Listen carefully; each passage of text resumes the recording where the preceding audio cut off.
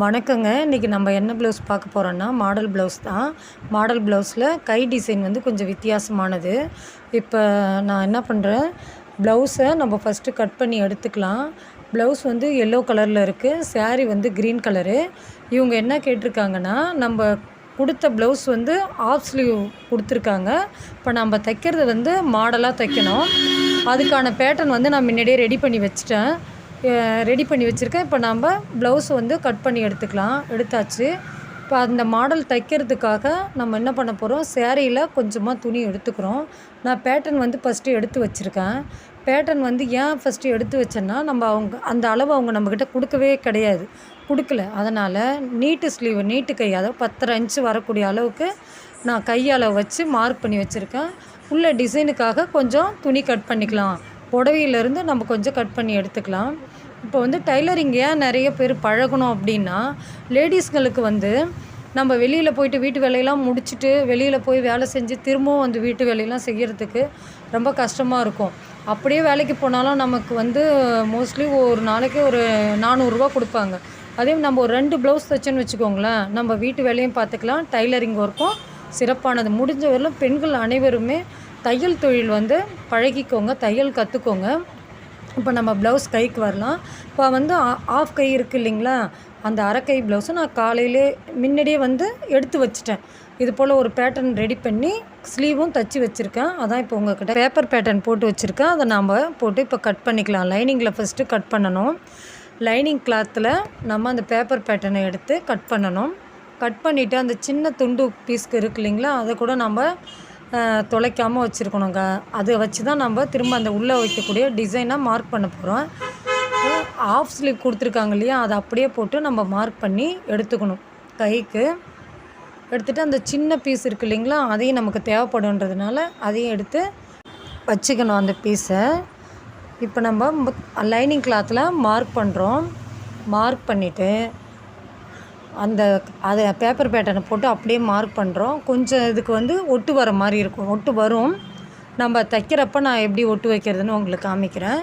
இப்போ அந்த ஃபோல்டிங்கில் மார்க் பண்ணி குறிச்சிட்டு கட் பண்ணிக்கணும். இப்போ டைலரிங் எதுக்கு நான் சொல்ல வரேன்னா, எவ்வளோ இடத்துல வந்து வேலைக்கு போகிறாங்க, கை கால் வலிக்கும், ஒரு நாள் ஃபுல்லாகவே நம்மளால் நின்றுட்டுருக்கிற மாதிரி இருக்கும்.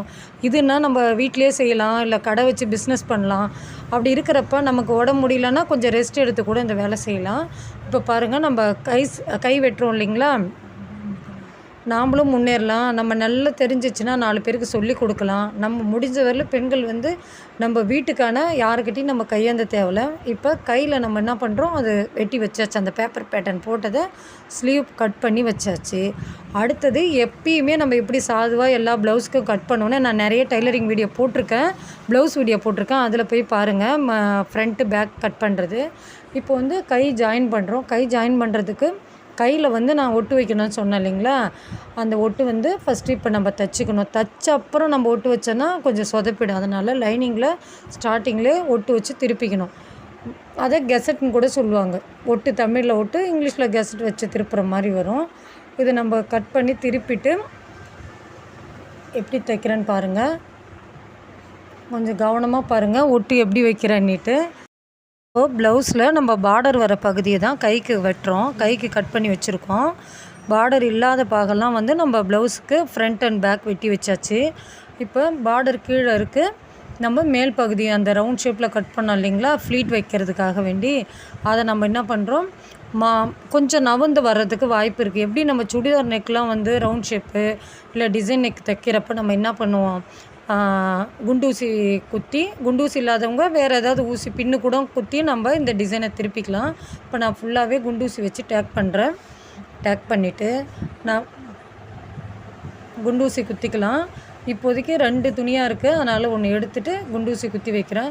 நீங்கள் இந்த குண்டூசி வந்து model jacket, model blouse, churidar, இல்லை கையில் மாடல் வைக்க எனி மாடலாக இருந்தாலும் நம்ம தைக்கலாம். இப்போது அப்போ தான் வந்து அழகாக ஈவனாக இருக்கும், சமமாக இருக்கும். அதுக்காக தான் நம்ம இந்த டேக் போடுறது. நகர்ந்து போகாமல் இருக்கும், ஏன்னா லைனிங் பப்பரக்கான்னு போயிடும். ஓகேங்களா. இப்போ நம்ம என்ன பண்ணுறோம், அது மேலேயே நவராமல் அழகாக பொறுமையாக தைச்சிட்டு வரணும். குண்டூசி மேலே படாமல் அழகாக அந்த லைனிங் ஒட்ட தைச்சி திருப்பணும். இப்போ பொறுமையாக அதை நம்ம தைச்சிட்டு வரணும். துணி நகராது. இப்போ நம்ம பயப்பட தேவையில்ல, ஏன்னா குண்டூசி குத்திட்டோம் இல்லைங்களா, அதனால் அழகாக அதுக்கு மேலேயே தைச்சிட்டே வரணும். தைச்சிட்டு அந்த சைடில் உள்ளே இருக்கிற கிளாத்தை வந்து கட் பண்ணிடணும். சைடில் இருக்கிற பீஸ் எல்லாத்தையும் கட் பண்ணி எடுத்துகிட்டு இந்த குண்டூசியெலாம் ரிமூவ் பண்ணிட்டா தான் நமக்கு தைச்சி திருப்புறதுக்கு ஈஸியாக இருக்கும். இப்போ அது மேலேயே ஒரு பதிப்பு தையல் அல்லது படிமான தையல் போட்டு அந்த கைக்கான அந்த ரவுண்ட் ஷேப்பை நம்ம திருப்பி எடுக்கணும். இப்போ என்ன இவங்க டைலரிங் பற்றி அதிகமாக சொல்கிறாங்க, நீங்கள் தப்பாக எடுத்துக்க வேணாம். நம்ம வெளியில் வேலைக்கு போகிறதுக்காக போகிறதோட நம்ம வீட்டில் இருந்து ஒரு மாதத்துக்கு 10,000 கூட நம்ம சம்பாதிக்கலாம். ஒரு 4 மாடல் ப்ளவுஸ் ஒரு வாரத்தில் தைச்சா கூட நமக்கு ஒரு 2,000 ரூபாய் கிடைக்கும். வீட்டு வேலையும் முடிக்கலாம். பழைய துணி கூட ஓரடிக்கலாம், தப்பே கிடையாது. நம்மளை பொறுத்த வரலும் வருமானம் வரணும், அவ்வளோதான். ஓகேங்களா? இப்போ நம்ம தைச்சி திருப்பியாச்சு. திருப்பிட்டு சைடில் இருக்கக்கூடிய எல்லா தையலையும் எல்லா துணியும் சேர்த்து லைனிங்கோடு சேர்த்து ஒரு தையல் போட்டுட்டு வந்துடலாம். நான் அதில் வந்து அப்படியே மடித்து தைச்சிருப்பேன். எதனாலன்னா அந்த பார்டர் வந்து அதால் முடியுது, டிசைன் அதால் முடியுது. நான் அது மேலே வந்து அப்படியே மடித்து தைச்சிருப்பேன். உங்களுக்கு மடித்து தைக்க பிடிக்கலன்னா நீங்கள் எம்மிங் போட்டுக்கலாம். சாதா ப்ளவுஸ்க்கு எம்மிங் போட்டால் நல்லாயிருக்கும். முடிஞ்ச வரையிலும் லைனிங் ப்ளவுஸில் தையல் அடிக்கிறது தான் பெட்டராக தோணும். இப்போது தைச்சி முடித்த அப்புறம் நீங்கள் அதனுடைய டிசைன் பாருங்கள், அவ்வளோ அழகாக இருக்கும். இப்போ அதை நம்ம சமப்படுத்திக்க வேண்டியது தான். சமப்படுத்திட்டு எக்ஸஸாக இருக்கிற துணியெல்லாம் வந்து கட் பண்ணிடணும். கட் பண்ணிவிட்டு அப்புறமா தைக்கிறப்ப அந்த கை ஷேப் வந்து நம்ம எப்படி கொஞ்சம் நாச்சஸ் பண்ணி தைக்கணுன்றதை உங்களுக்கு காமிக்கிறேன். இப்போயே நம்ம அந்த உள்கை கொடை இருந்து கட்டினோம்னா நமக்கு எந்த பக்கம்னு புரியாது. அடுத்தது சாரீ கிளாத். இதுதான் சேரீலேருந்து கட் பண்ணோம் இல்லைங்களா, க்ரீன் கலர் சேரீ, அதுதான் வச்சு நாம் இப்போ அந்த டிசைன் பண்ண போகிறோம். ப்ளீட்டட் வச்சு தைக்கிறது இது பேர். கொஞ்சமாக பஃப் வரும். இது நமக்கு வந்து எந்த அளவுக்கு நிறைய சுருக்கம் வேணாலும் சுருக்க வைக்கலாம். இப்போ அந்த ஃப்ளீட்டு 2 கைக்குமே இந்த துணி அளவு போதும் எடுத்துக்கணும். துணி எடுத்துக்கிறோம். இதில் உள்பக்கம் வெளிப்பக்கம் பார்த்து தைக்க வேண்டியது. நான் மார்க் பண்ணியிருக்கேன், அது வந்து ராங் சைடு. இப்போ கொஞ்சமாக துணி விட்டுட்டு நம்ம எல்லாத்துக்கும் குட்டி குட்டியாக சுருக்கம் வச்சுக்க வர வேண்டியதுதான். கொஞ்சம் கொஞ்சமாக சுருக்க வச்சுட்டு வர வேண்டியதுதான். இப்போ ஆப்போசிட் சைட்லேயே நம்ம சுருக்க வைக்கணும். நம்ம இந்த சுருக்கமும் அதே நேராக பார்த்து வச்சோம்னா ரொம்ப சுருக்கம் அதிகமாக தெரியாது. அதே அந்த சுருக்கம் வைக்கிறோம் இல்லைங்களா, மேலே எப்படி வச்சோமோ திருப்பி வச்சோன்னா ரொம்ப பஃப்னு இருக்கும். இவங்க கஸ்டமர் எப்படி கேட்டாங்கன்னா, ஓவரால் சுருக்கம் ரொம்ப தேவையில்லை, நார்மலாகவே இருக்கலாம், ஃப்ளாட்டாக இருக்கலாம் சுருக்கம்னாங்க. அதனால் நம்ம அப்படியே அந்த சுருக்கத்தை வச்சாச்சு. பாருங்கள், நார்மலாக இருக்கும் இந்த சுருக்கம். இப்போ அந்த சுருக்கம் நம்ம ரெடி பண்ணி வச்சுருக்கோம் இல்லைங்களா, அதை எடுத்து ஏற்கனவே நம்ம ப்ளவுஸுக்காக ஒரு சர்க்கிள் மாதிரி போட்டு ரெடி பண்ணி வச்சுருக்கோம் அந்த டிசைனுக்கு. அதில் வச்சு அப்படியே தைக்க வேண்டியது தான். பாருங்கள், நம்ம இது விலகாமல் இருக்குதா இல்லை சரியாக இருக்கானான்னு பார்க்குறதுக்கு ஏற்கனவே அந்த துணி இப்போ நம்ம இந்த சுருக்கமாக இல்லாமல் இருக்குதான்னு பார்க்குறதுக்கு நம்ம அது மேலே ஃபஸ்ட்டு வைக்கணும். இப்போ வச்சுட்டு அப்படியே அடிச்சிட்டோம்னா அகலமாயிடும். பேட்டர்ன் நம்ம எடுத்து வச்சுருக்கோம் இல்லைங்களா, பேப்பர் பேட்டர்ன், அதை எடுத்து ஒரு தடவை நம்ம இப்போ செக் பண்ணிக்கலாம்.